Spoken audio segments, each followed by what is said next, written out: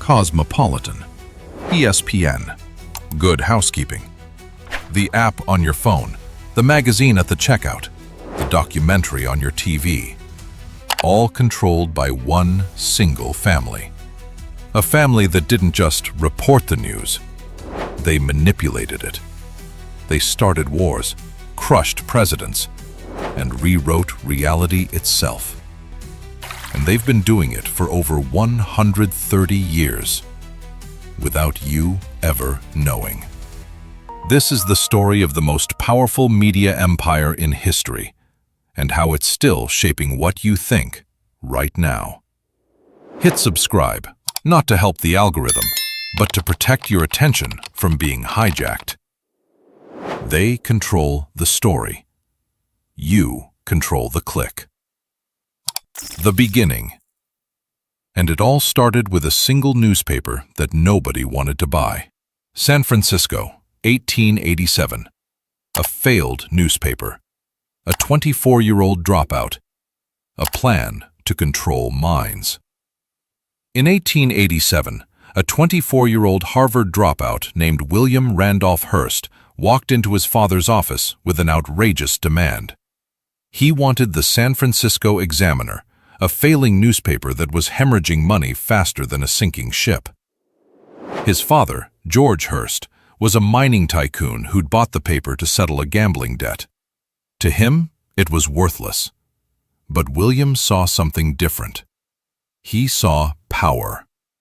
"Give me the paper," William told his father, "and I'll show you how to control an entire city."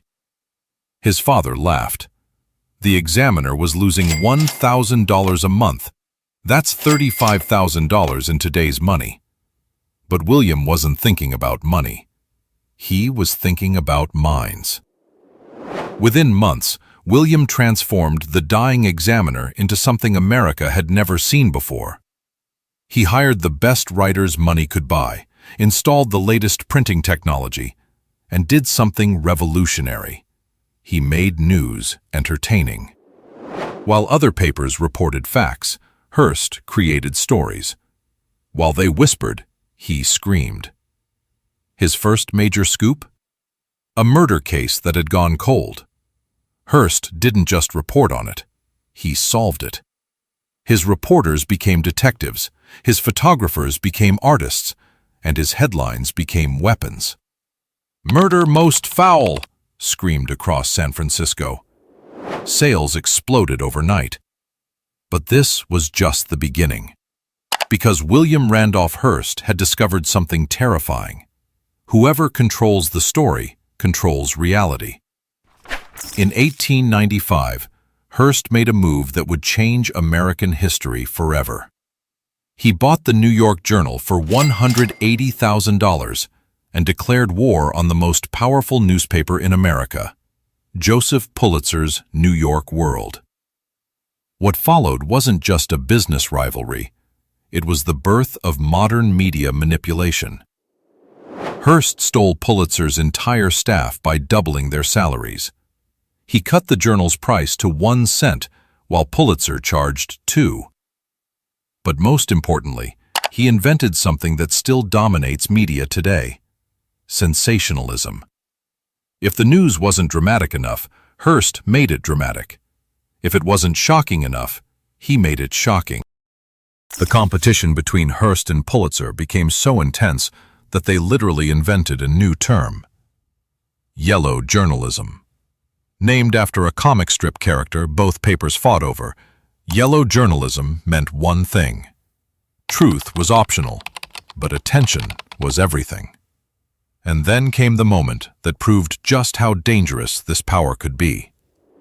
In 1898, tensions were rising between America and Spain over Cuba. Most Americans didn't care about a small island thousands of miles away. But Hearst saw an opportunity. He sent his best reporter, Richard Harding Davis, and his top artist, Frederick Remington, to Cuba to cover the brewing conflict. When Remington arrived, he found nothing. No war, no violence, just political tension. He sent Hearst a telegram. "Everything is quiet. There is no trouble. There will be no war. I wish to return. Hearst's reply became one of the most chilling messages in media history. Please remain. You furnish the pictures, and I'll furnish the war. And he did exactly that. Hearst's papers began publishing increasingly dramatic stories about Spanish atrocities in Cuba. His headlines screamed of torture, murder, and oppression. His illustrations showed Spanish soldiers bayoneting innocent civilians. The American public, reading these stories over their morning coffee, became outraged. Then, on February 15, 1898, the USS Maine exploded in Havana Harbor, killing 266 American sailors. Nobody knew what caused the explosion. It could have been an accident, a mine, or sabotage. But Hearst didn't wait for facts. The warship Maine was split in two by an enemy's secret infernal machine, his headline declared. Within days, "Remember the Maine" became America's battle cry. Congress declared war on Spain, and 400,000 American soldiers sailed to Cuba. William Randolph Hearst had literally started a war with his newspapers. But here's what's truly terrifying. This was just practice for what came next. By 1935, Hearst controlled the largest media empire in human history. He owned 28 newspapers, 18 magazines, radio stations, movie studios, and newsreels that played in theaters across America. His papers reached 40 million readers, 1 in every 3 Americans.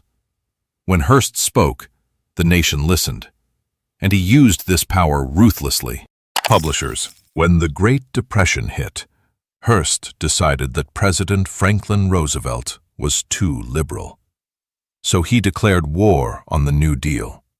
His newspapers attacked Roosevelt's policies daily, calling them communist and un-American. His radio stations broadcast anti-Roosevelt propaganda. His magazines published articles questioning the president's mental health. But Roosevelt fought back in a way that shocked everyone. In a speech to Congress, he didn't mention Hearst by name. He didn't have to. "We have learned that certain newspaper owners," Roosevelt said, "have placed their personal interests above the public good." Everyone knew who he meant. The battle between Hearst and Roosevelt became so intense that FBI Director J. Edgar Hoover opened a secret file on Hearst, investigating whether his media empire posed a threat to national security. The file, declassified decades later, revealed something stunning. The government was genuinely afraid of one man's media power.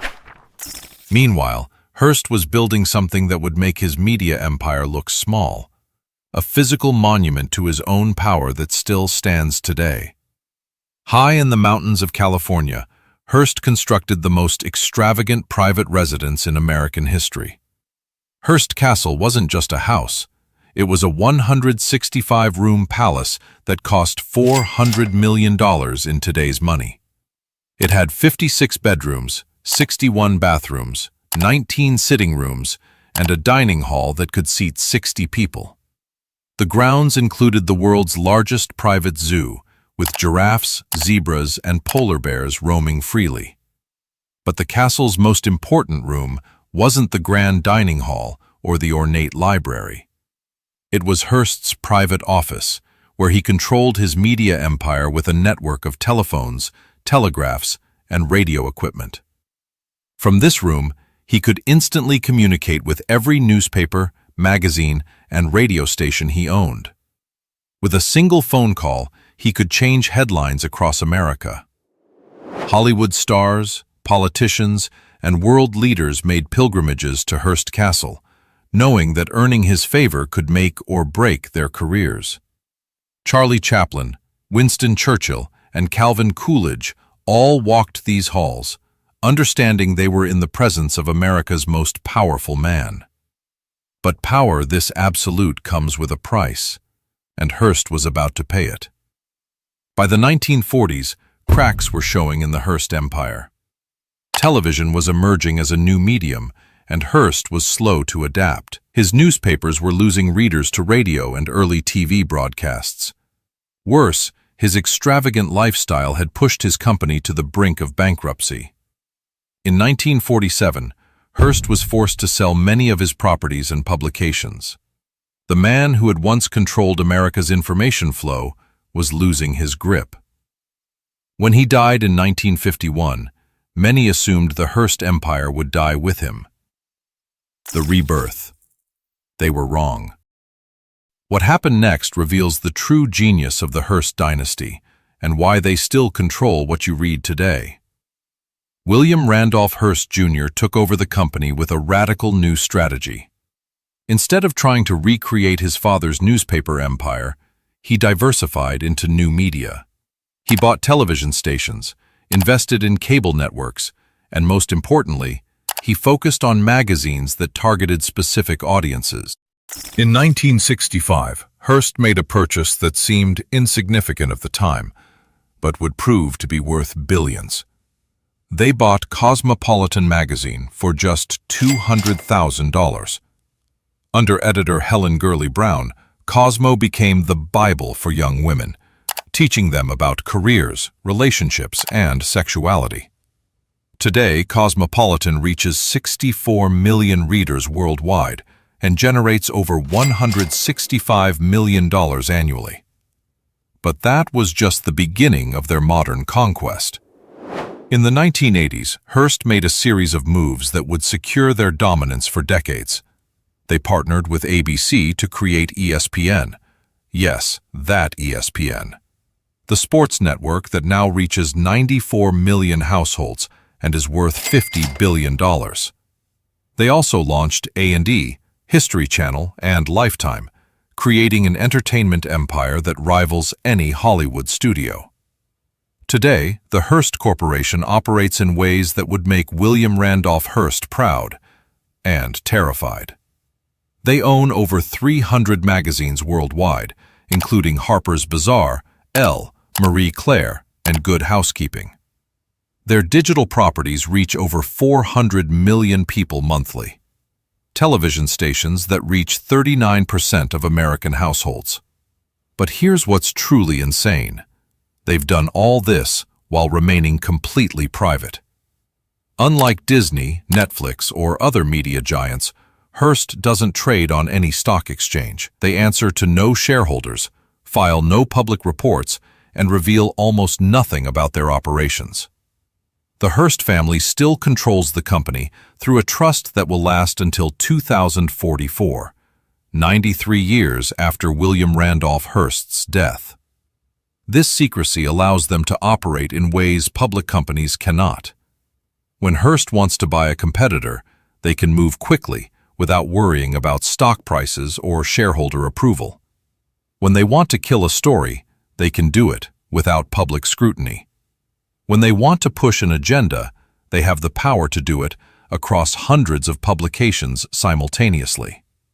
Subscribe now, not because they want you to, but because they prefer you didn't. Knowing the game is the first step to beating it, and they're using this power right now. In 2019, Hearst quietly acquired a majority stake in Fitch Ratings, one of the 3 companies that determine credit ratings for entire countries. This means Hearst now has influence over global financial markets. In 2021, they bought a controlling interest in Zincs Health, a company that creates medical guidelines used by hospitals nationwide. They're not just controlling what you read, they're influencing your healthcare. Their magazine empire shapes culture in ways most people never realize. When Cosmopolitan promotes a beauty trend, millions of women follow it. When Good Housekeeping endorses a product, sales skyrocket. When Harper's Bazaar features a designer, they become a household name. The Hearst magazines don't just report on culture, they create it.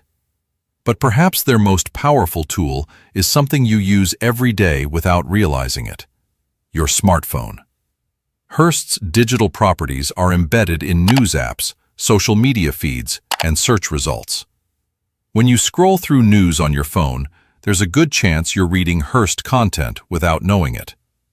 The family that started with one failing newspaper now controls an information empire worth over $11 billion. They employ 20,000 people worldwide and reach over 1 billion people monthly across all their platforms. William Randolph Hearst's dream of controlling minds has been achieved on a scale he never imagined. And the most terrifying part? They're just getting started. The future of control. As traditional media dies and digital platforms dominate, Hearst is positioning itself to control the future of information. They're investing heavily in artificial intelligence, virtual reality, and streaming services. They're buying data companies that track your online behavior and purchasing decisions. They're creating a new kind of media empire, one that doesn't just tell you what to think, but knows what you're thinking before you do. The Hearst Empire proves that in America, information isn't just power. It's the ultimate weapon. And unlike armies or governments, media empires can last for centuries, passing from generation to generation, growing stronger with each passing decade. So the next time you scroll your feed, binge a documentary, or get breaking news on your phone, ask yourself one question. Who wrote the headline? And why? He didn't just build a media empire. He built a machine. And 130 years later, it's still programming your reality. Thanks for watching. See you in the next video.